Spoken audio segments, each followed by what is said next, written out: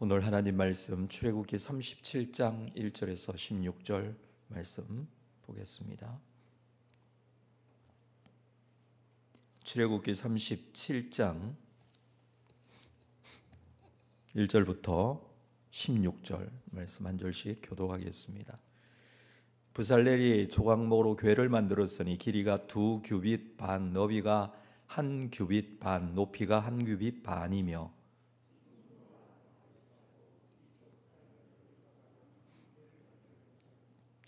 금고리 넷을 부어 만들어 네 발에 달았으니 곧 이쪽에 2고리요 저쪽에 2고리이며 그 채를 궤 양쪽 고리에 꿰어 궤를 매게 하였으며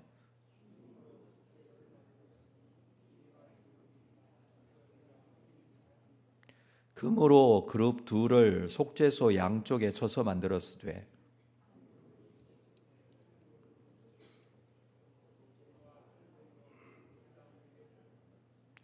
그룹들이 그 날개를 높이 펴서 그 날개로 속죄소를 덮었으며 그 얼굴은 서로 대하여 속죄소를 향하였더라.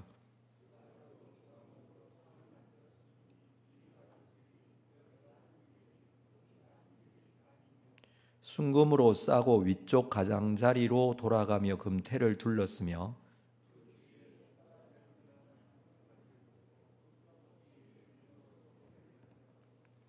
상을 위하여 금고리 넷을 부어 만들어 네 발 위, 네 모퉁이에 달았으니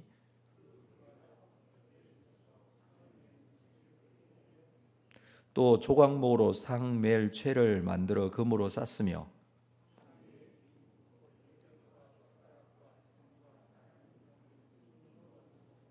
아멘. 성막을 만든 이후에 오늘 본문에서는 부살렐을 통해서 법궤와 상을 만들었다 이렇게 말씀을 하고 있습니다. 성막의 외형을 완성한 후에 성막 안에 지성소나 또는 성소에 들어갈 기구들, 이 기구들을 만들고 있는 것이죠. 출애굽기 25장에 보면 먼저 법궤에 대한 이야기를 합니다.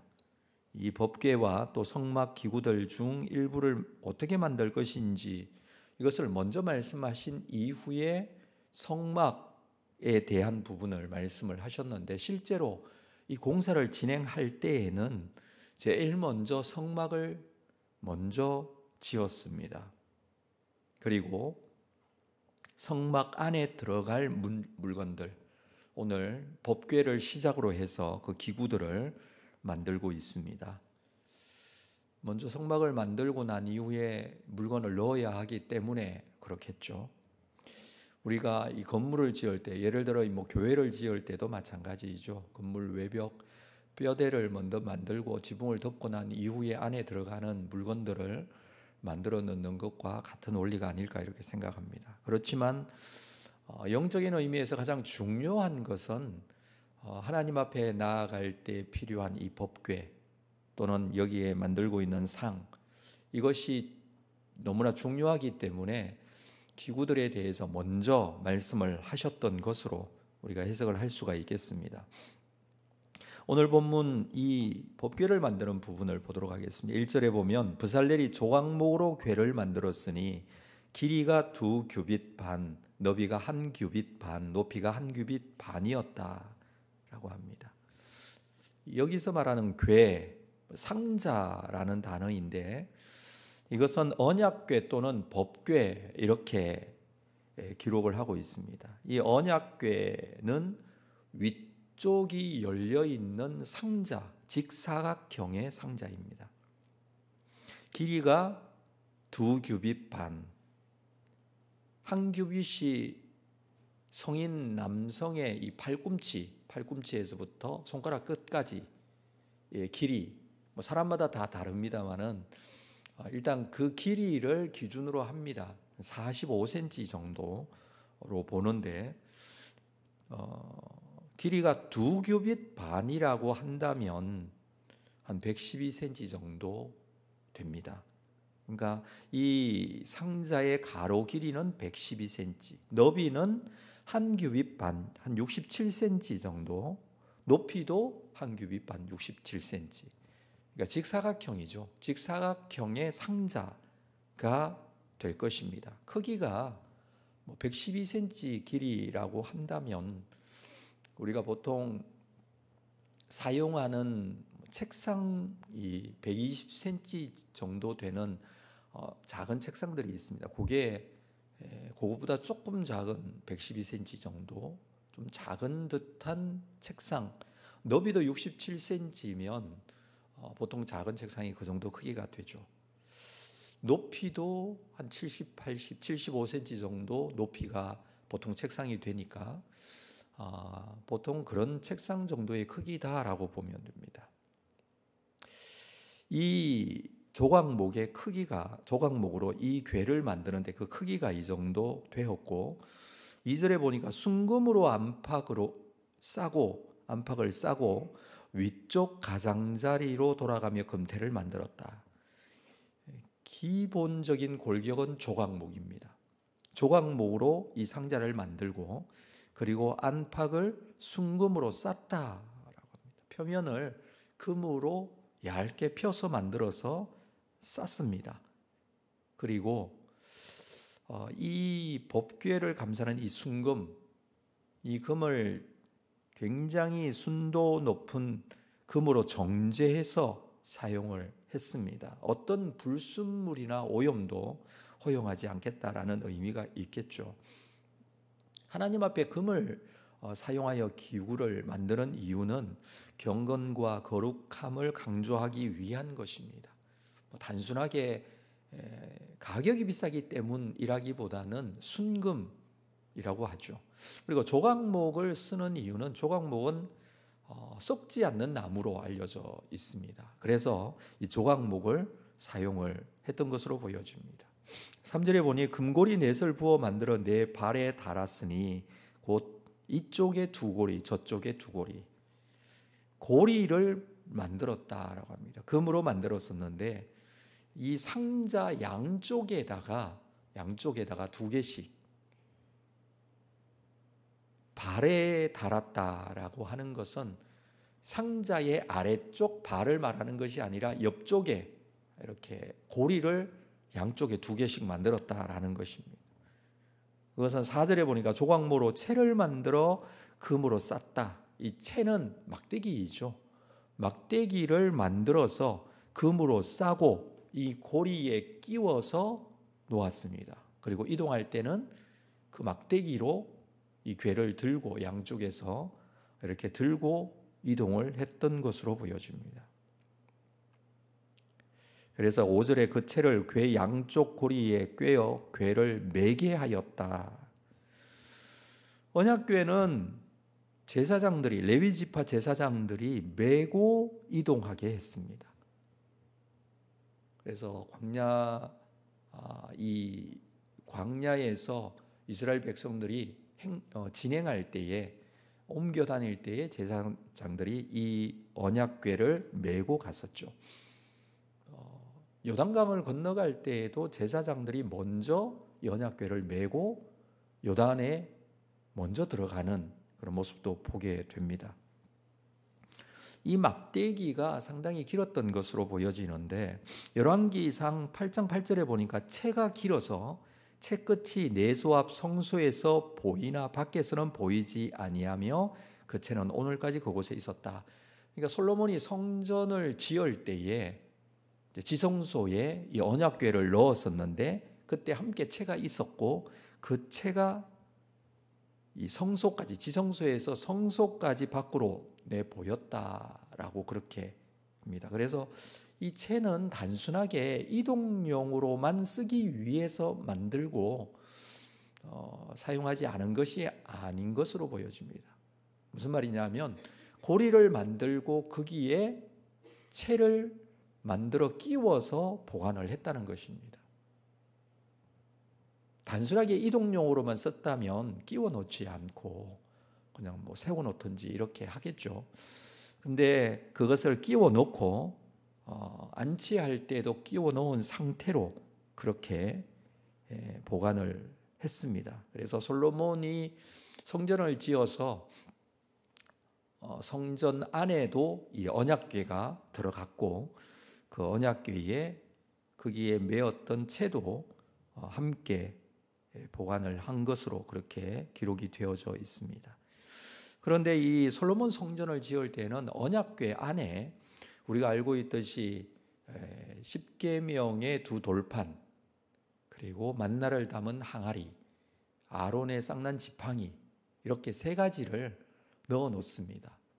원래 성막을 지을 때는 이 세 가지를 넣어 놓았는데 성전을 지을 때, 솔로몬이 성전을 지을 때에는 열왕기상 8장 9절에 보면 그 궤 안에 두 돌판 외에 아무것도 없었다라고 합니다. 그래서 돌판을 넣어 놓았습니다. 물론 아론의 쌍난 지팡이는 이미 썩어 없어졌을 수도 있고요. 만나를 담은 항아리도 마찬가지입니다. 오랜 시간이 지나서 솔로몬이 성전을 지을 때쯤에는 수백 년이 지났기 때문에 없어졌겠죠. 그런데 그때까지 언약궤가 남아 있었다라는 것은 조각목으로 만든 이 언약궤가 썩지 않고 그때까지 보관이 되었던 것으로 보여지는데, 중요한 것은 두 돌판이 그때까지 남아 있었다라는 것입니다. 자, 이 두 돌판을 언약궤 안에 넣었습니다. 두 가지를 상징적으로 우리가 좀 생각할 수 있는데, 돌판은 언약서입니다. 계약서입니다. 계약서. 그래서 두 돌판 두 개를 만든 것은 계약서를 작성할 때는 항상 두 개를 써서 계약 당사자 간 보관하게 되어 있죠. 하나님께서는 두 돌판에 언약 계명을 적으시고 이것을 행해야 할 것이다 라는 계명, 그 계명을 적으시고 보관할 수 있도록 하신 것입니다. 그런데 이 두 돌판은 두 번째 돌판이죠. 첫 번째 돌판은 깨어졌습니다. 인간이 언약을 깼기 때문에 금송아지 사건으로 인하여 이 언약이 깨지고 두 번째 돌판을 여기다 넣었다라는 것은 언약서를 여기에 넣고는 있지만 그 언약서는 인간의 패역한 죄성을 그대로 보여주는 것입니다. 원래 만나를 담은 항아리를 넣을 때도 마찬가지였고 아론의 쌍난 지팡이도 마찬가지입니다. 두 가지 다 사건들이 인간의 죄성을 드러내는, 그것을 그대로 보여주는 그런 사건들이었죠. 그래서 이 언약궤는 이런 연약하고 죄가 있는 인간, 그 인간을 그대로 보여주는 것을 이 언약궤 안에 넣어두고 인간의 본질을 알 수 있도록 해 주었습니다. 그리고 그것으로 끝내지 않고 언약궤 위에 속죄소를 만듭니다. 자, 6절에 보면 순금으로 속죄소를 만들었으니 길이가 2규빗 반, 너비가 1규빗 반. 이것은 판입니다. 그러니까 언약궤의 뚜껑이라고 할 수가 있겠죠. 그래서 크기는 똑같습니다. 2규빗 반, 1규빗 반. 이 크기로 속죄소, 법궤 위에 올라갈 수 있도록 하는 속죄소를 만들었는데 7절에 금으로 그룹 둘을 속죄소 양쪽에 쳐서 만들었다. 자, 속죄소는 이 뚜껑이라고 그랬는데 이 뚜껑 위에다가 그룹 둘을, 이 그룹은 천사를 말하는데 천사 둘을 속죄소 양쪽에 쳐서 만들었다라고 합니다. 그리고 8절에 한 그룹은 이쪽 끝에, 한 그룹은 저쪽 끝에, 곧 속죄소와 한 덩이로 그 양쪽에 만들었으며.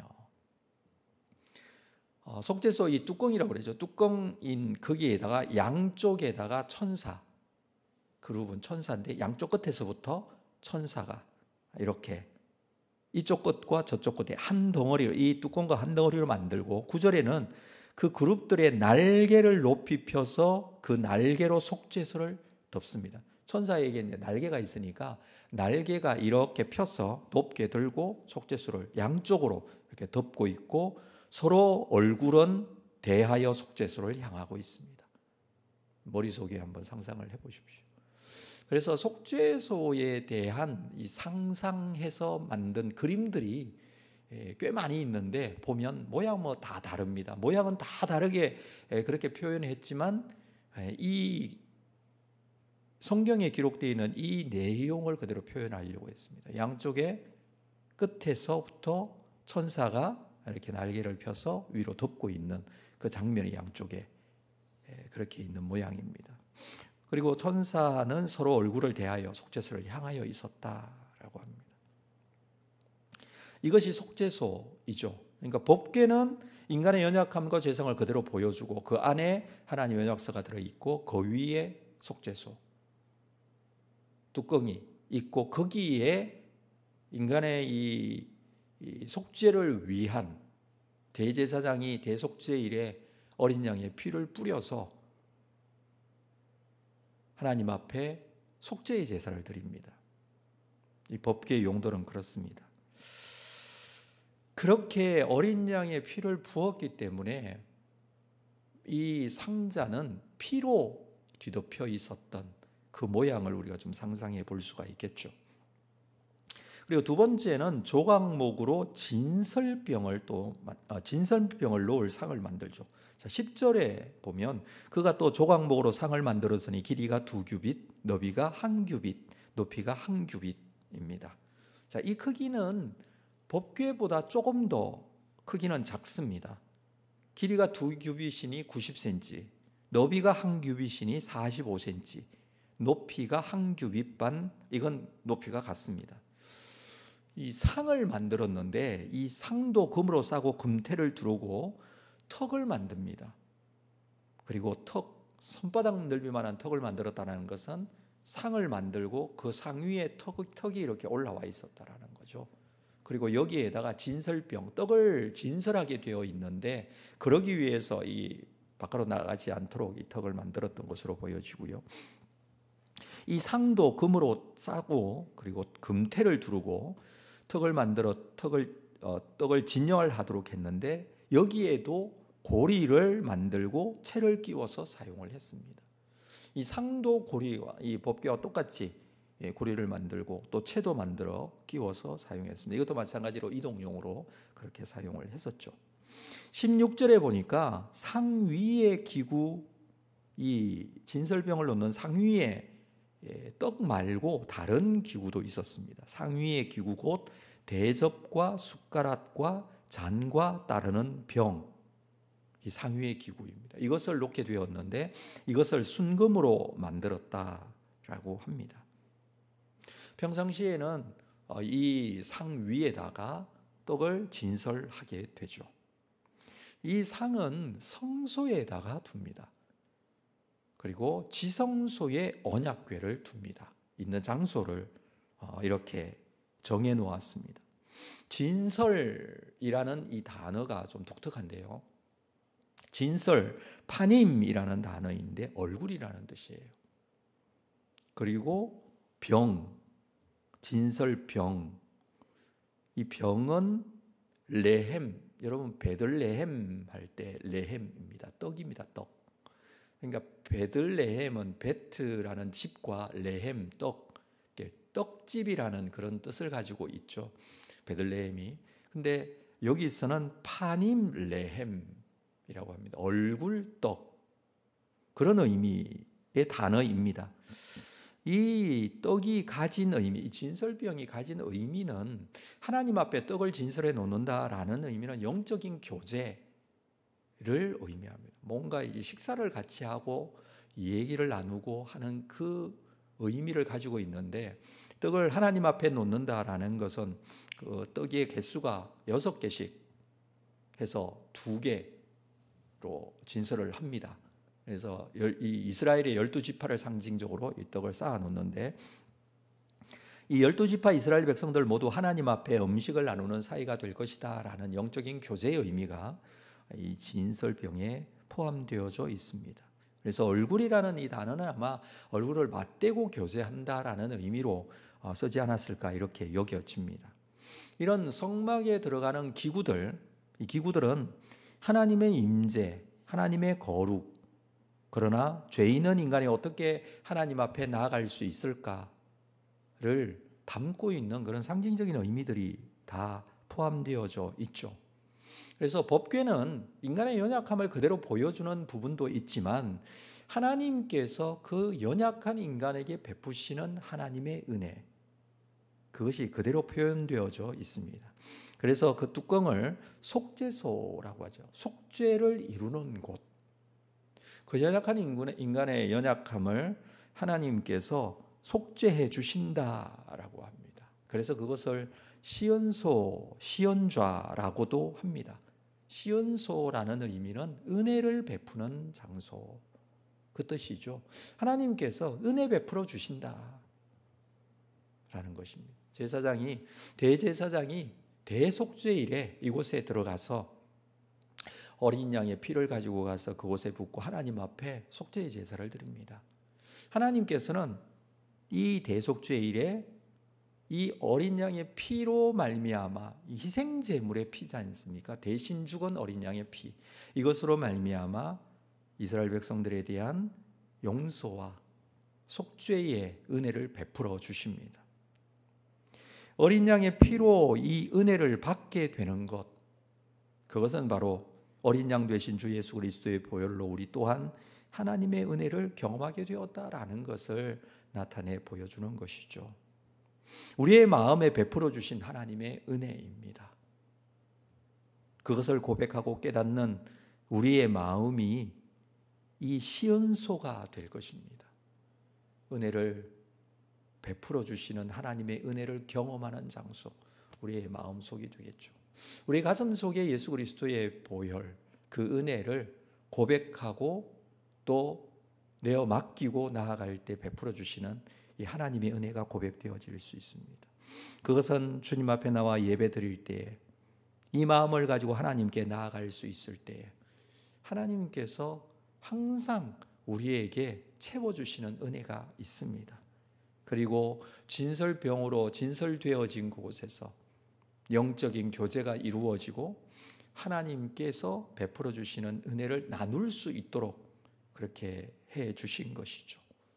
우리에도 이 은혜가 있고 이 은혜가 나누어지는 놀라운 은혜, 아직도 우리에게 베풀어 주시는 하나님의 은혜로 말미암아 주님의 교회에서 드려지는 예배, 주님의 교회에서 나누어지는 성도 간의 교제, 이 모두가 하나님 앞에 올바르게 서게 되고 또 세워져 나갈 수 있는 아름다운 성도의 모습이라고 여겨집니다. 이런 성도의 아름다운 모습을 가지고 주님 앞에 온전하게 세워져 하나님의 거룩한 백성으로 거듭나는 여러분들의 모습들이 될 수 있기를 주님의 이름으로 축복합니다. 기도하겠습니다. 하나님 아버지, 오늘도 이 아침에 성막에 들어갈 기구들을 만들어가며 그 기구들이 가지고 있는 영적인 의미를 함께 나누었습니다. 우리에게도 여전히 시은소로 은혜 베풀어 주시는 장소, 신앙의 고백을 가지고 주님 앞에 나아갈 때에 주 예수 그리스도의 보혈의 능력으로 우리에게 베풀어 주실 줄로 믿고 우리도 온전한 예배자로 하나님 앞에 날마다 이렇게 세워지게 됨을 감사합니다. 뿐만 아니라 받은 바 그 은혜를 함께 나누며 교제하며 주의 뜻을 이루어가는 귀한 믿음의 공동체가 되기를 원합니다. 한 사람 한 사람 주의 백성으로 불러주시고 이 공동체로 이루게 하셨사오니 주님의 놀라우신 주님의 교회의 모습으로 잘 세워갈 수 있도록 인도하시고 우리는 날마다 주의 은혜를 사모하며 주님 앞에 더 가까이 세워지는 귀한 역사들을 허락하여 주실 줄로 믿습니다. 그 은혜의 힘으로 주님 앞에 승리하며 살 수 있도록 함께하여 주옵소서. 감사하고 예수님의 이름으로 기도합니다. 아멘.